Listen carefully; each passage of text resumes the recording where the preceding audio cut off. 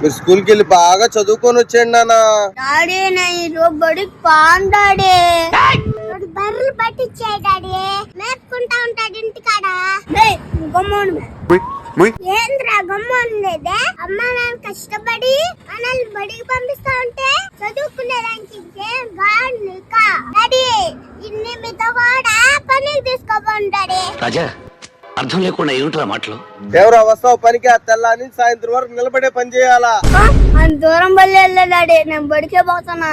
Good boy. అమ్మా నాన్న పడే కష్టాల్ని మనం చదువుకొని దూరం చేయాలరా.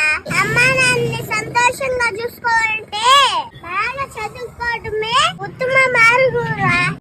బంగారు తల్లి అన్ని తెలుసు బంగారు తల్లి. డాడీ డాడీ వాడికి 2 బర్రెలు పండించాయి డాడీ. నేను బడికి పోతాను పోనా.